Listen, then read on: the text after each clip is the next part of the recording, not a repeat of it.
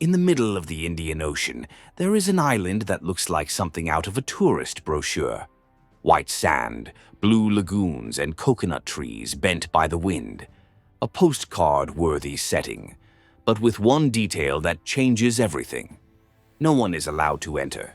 There are no commercial flights or tourist boats. Anyone who tries to approach without permission runs the risk of being intercepted before even seeing the beach. And that's no exaggeration. The island is home to one of the most secret military bases on the planet, used for decades for operations that almost no one can explain properly. And, spoiler alert, it has everything to do with wars that changed the world, such as the Gulf War and the war in Afghanistan.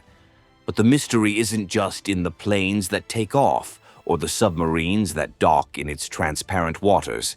The mystery begins much earlier, with the people who lived there and were forced to disappear from the map. Today, Bello Mundo will take you to one of the most curious, complex, and mysterious places on the planet. A place where the sea is crystal clear, but the past remains murky. Welcome to Diego Garcia Island, the paradise that no one can see. Number 1. Location and geographical data. Looking at it from a satellite, you see a curious shape, almost like a fisherman's hook lost in the middle of the ocean. But this small blue dot on the map has enormous weight in world geopolitics. Diego Garcia is part of the Chagos Archipelago, a group of 60 islands scattered in the heart of the Indian Ocean. It is more than 995 miles from the coast of Africa and almost 1,119 miles from Mauritius. It is so isolated that the nearest airport is more than a 2-hour flight away.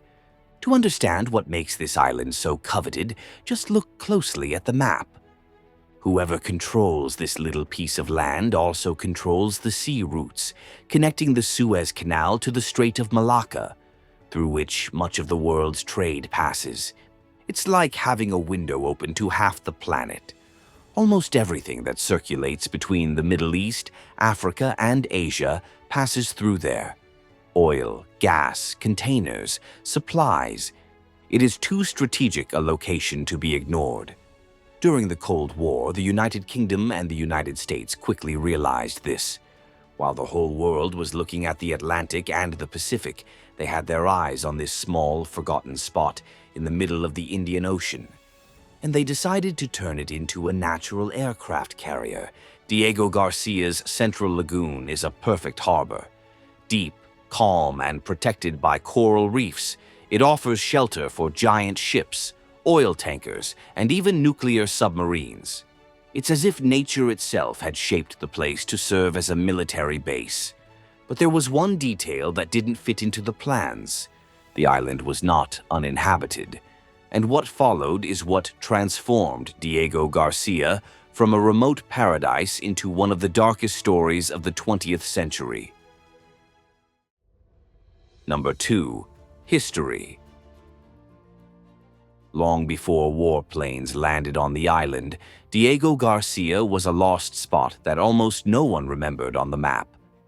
The first record comes from Portuguese navigators in the 16th century who crossed the Indian Ocean in search of routes to India. It is said that one of them, perhaps a certain Dom Garcia de Noronha, gave the place its name. Ironically, he never returned.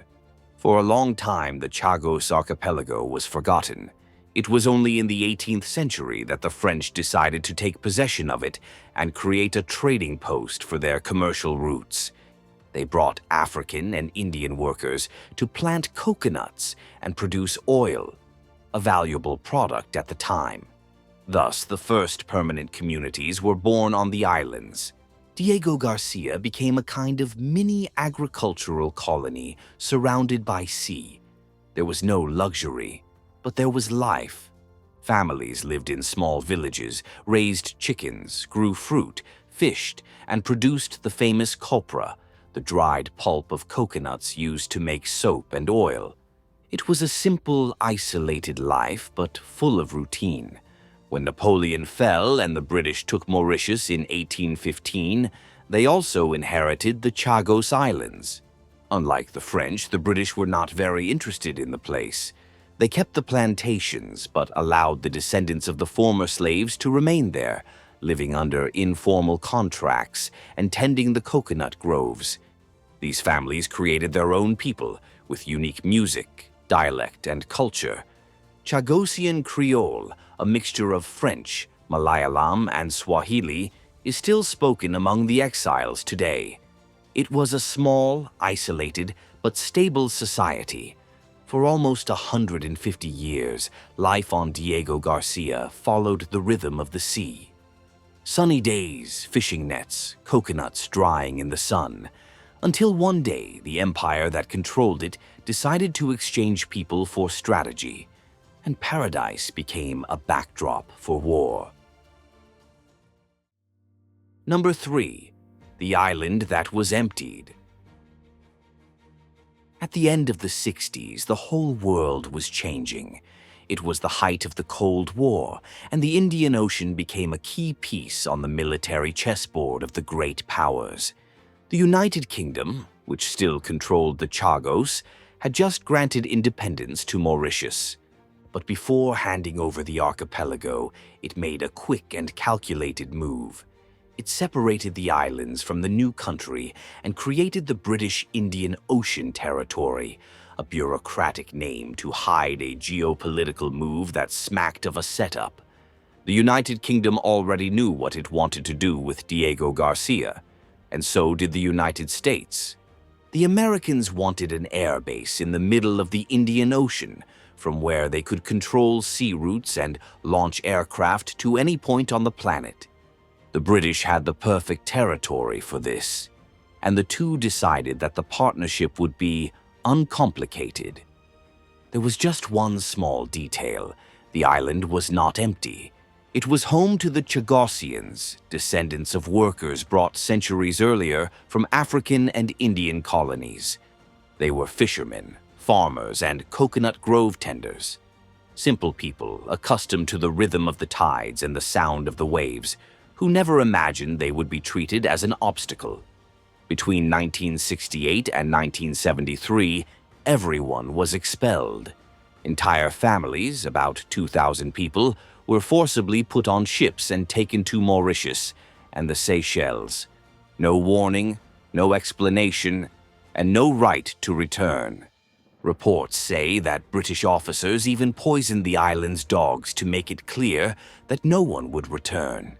Houses were burned, boats destroyed, crops abandoned.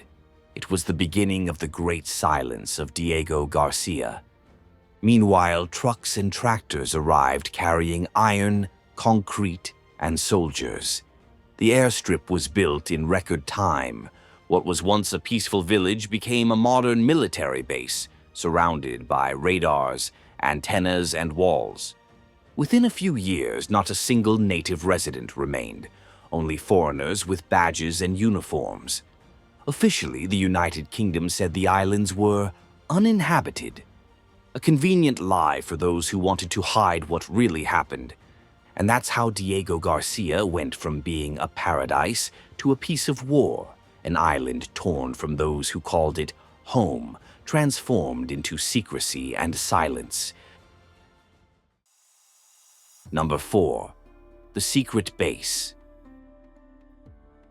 When the dust from construction settled, Diego Garcia was no longer a tropical island. It was a floating barracks in the middle of the ocean. The runway cut across the atoll from end to end, and the blue sea, once full of canoes, now housed submarines and warships. The location was perfect. From that point, the United States could launch planes to the Middle East, South Asia, and even East Africa. It was a natural harbor that served as a parking lot for bombers, a refueling station for submarines, and a logistics base for any operation. During the Gulf War in 1991, planes took off from there to attack Iraq. Years later, during the invasion of Afghanistan and the War of 2003, B-52 and B-2 bombers took off directly from Diego Garcia. All surrounded by secrecy, The base became an essential part of the American military machine, a place where the sun shines all year round and the world cannot see what happens. Satellites show hangars, ports, and radars, but no one knows what's inside. Access is almost impossible. There are no civilian flights, and any attempt to approach requires special authorization. Journalists are only allowed in accompanied, and even British parliamentarians have been barred for security reasons. The most curious thing is that, officially, Diego Garcia remains British territory. However, the flag that appears most often there is that of the United States. The archipelago has become a kind of country within a country, where the rules come from Washington and the maps from London. From a distance, it looks like paradise. Up close, it is a fortress disguised as a tropical island. And like any well-kept secret, it ended up attracting something inevitable: theories. Number 5. The theories.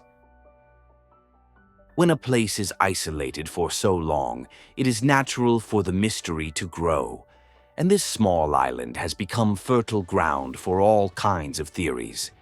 The silence of the authorities and the forbidden access fueled suspicions that the island would serve not only to store planes and submarines, but also to hide people. After the September 11th attacks, allegations began to circulate that the base had been used by the CIA as a stopover for prisoners considered high value, a kind of Guantanamo in the ocean. For those who have never heard of it, Guantanamo is an American military prison located in Cuba, officially created in 2002 to hold suspects in the so-called War on Terror who are beyond the reach of ordinary justice. The detainees were held without trial in makeshift cells under constant surveillance and accused the guards of physical and psychological violence. For years, the place became a symbol of everything the American government claimed to fight against, the violation of human rights itself. So when rumors emerged that Diego Garcia was a floating Guantanamo, the world took notice. Organizations such as Reprieve and Human Rights Watch released documents and testimonies mentioning secret flights, illegal transfers, and even records of night landings on the island. A former officer even claimed that planes landed without identification and took off hours later, carrying prisoners who did not exist anywhere. No concrete evidence was presented, but the simple fact that no one could verify anything was enough to raise doubts. Years later, declassified documents showed that American planes did indeed use Diego Garcia in secret operations. The United Kingdom denied involvement, saying it knew nothing. But it is difficult to imagine that someone would land a cargo plane full of prisoners on your island without you noticing. And the theories didn't stop there. Some say there are underground facilities beneath the reefs, tunnels connecting hangars to the lagoon, and antennas camouflaged in the middle of the rainforest. Others swear that Diego Garcia is one of the main centers of global espionage, intercepting telephone and digital communications from the Middle East to Asia. Officially, the United States and the United Kingdom insist that the base is only used for logistical support and joint missions. But with so much secrecy, it's hard to believe. To this day, journalists are barred, lawmakers are ignored, and any attempt to investigate ends with the same answer: national security. The result is that mystery has become part of the island's very identity. And the more time passes, the more this atoll resembles a geographical black hole, a place that exists, but where everything that enters disappears. In recent years, however, something unexpected has put this island back in the news. And this time, it wasn't theories, but real people trying to survive. Number 6. The Forgotten Refugees on Diego Garcia. Incredibly, after decades without civilians, Diego Garcia once again welcomed people, but not residents, refugees. In 2021, a boat carrying dozens of Sri Lankans was rescued near the island. They were fleeing Sri Lanka, trying to escape poverty and persecution. When they were taken to Diego Garcia, they thought they had finally found safety. But fate had other plans. The British government, responsible for the territory, decided to keep them there, in an isolated camp, surrounded by barbed wire and guarded by the military, unable to leave, not knowing what would become of them. More than 60 people were trapped for months, then years, and as time passed, the case faded from the headlines. Only a few reports from the BBC and the NGO, the New Humanitarian, managed to break through the blockade. Journalists who tried to enter the island faced a bureaucratic marathon. It took one reporter almost 3 years to obtain authorization. When she finally arrived, she described a tense environment with makeshift tents and constant surveillance.